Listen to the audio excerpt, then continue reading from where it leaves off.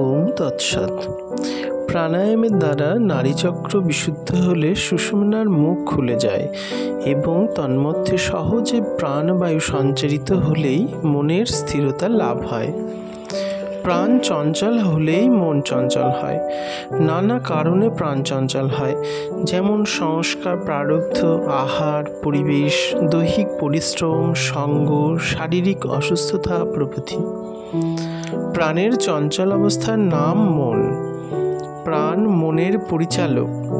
প্রাণের চলনে মনের চলন, প্রাণের নিরোধে মনের নিরোধ। প্রাণের স্থিরতায় মনের স্থিরতা হয়। ঘড়ির প্যান্ডুলুমের ন্যায় প্রাণ এদিক ওদিক করছে।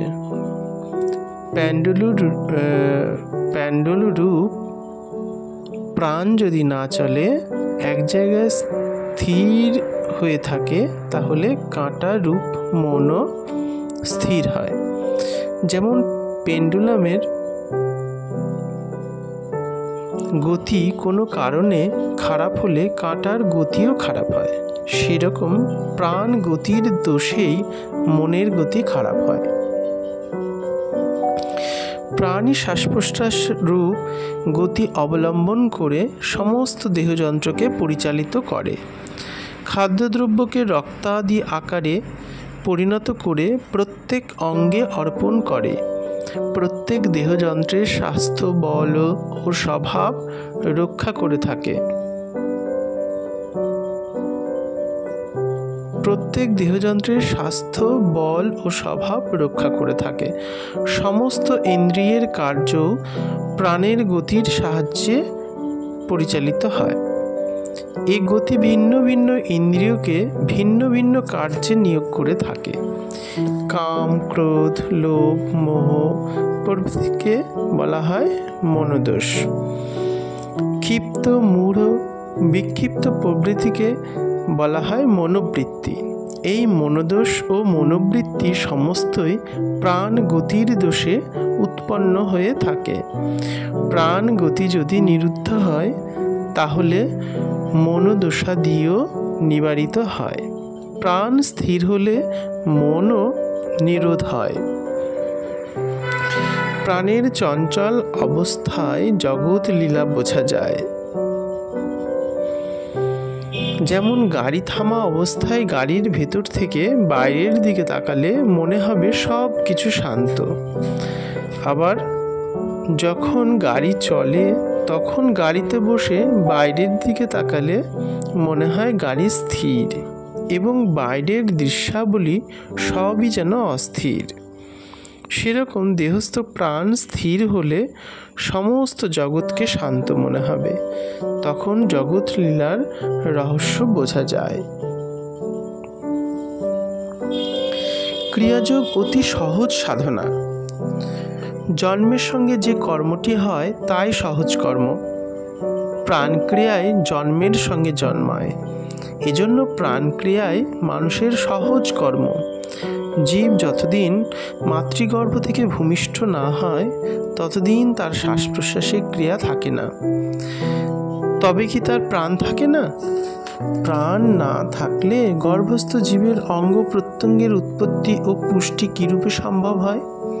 প্রাণ নিশ্চয়ই থাকে, কিন্তু প্রাণের স্বতন্ত্র ক্রিয়া থাকে না। মাতৃ শরীরের সঙ্গে তার নাড়ি সংযুক্ত থাকে, সুতরাং মাতৃ শরীর থেকে পুষ্টির উপযুক্ত খাদ্য পেয়ে থাকে।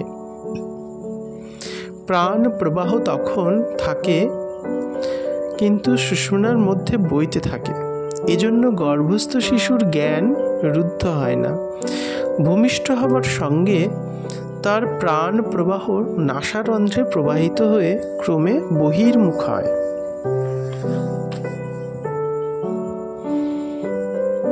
তখনও অন্তঃপ্রবাহ রুদ্ধ হয়ে যায় না।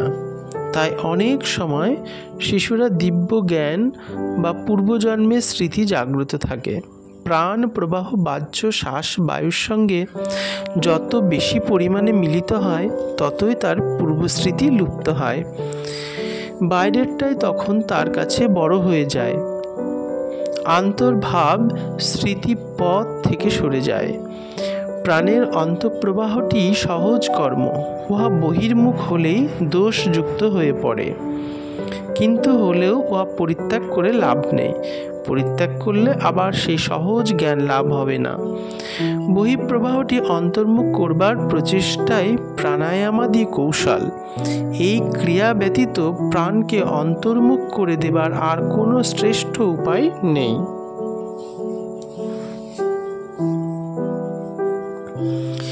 আপনার দ্বারা আপনাকে জানতে পারলে তবে মানব মুক্তি লাভ করে। এই আপনাকে আপনি জানবার জন্য সহজ সাধনা অভ্যাস করতে হয়, যা জন্মের সাথে পাওয়া গিয়েছে, তাই সহজ সাধনা।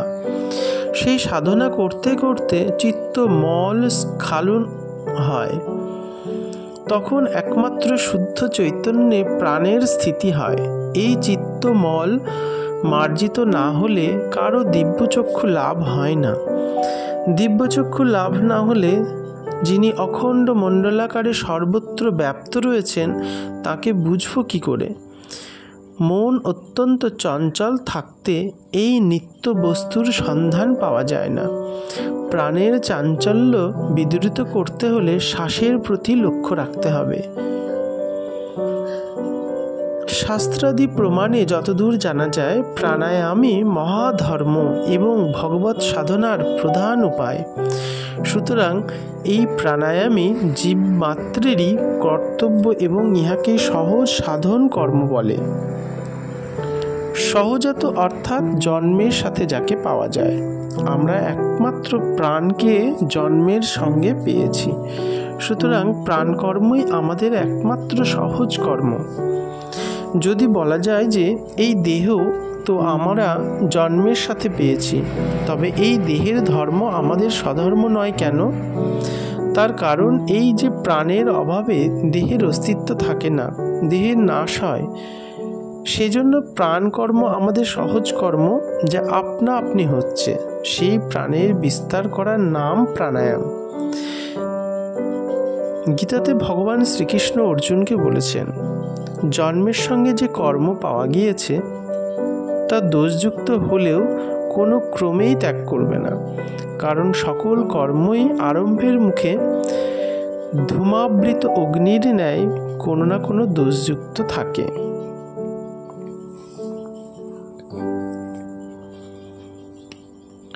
বৈষ্ণব সম্প্রদায়ের নিগূঢ় তত্ত্বাবলী বিবর্ত বিলাস নামক পুস্তকে বলা হয়েছে, সহজ অর্থাৎ জন্মের সঙ্গে যা পাওয়া গেছে, শ্বাস প্রশ্বাস, তার সাধনা করো, ভজন করো।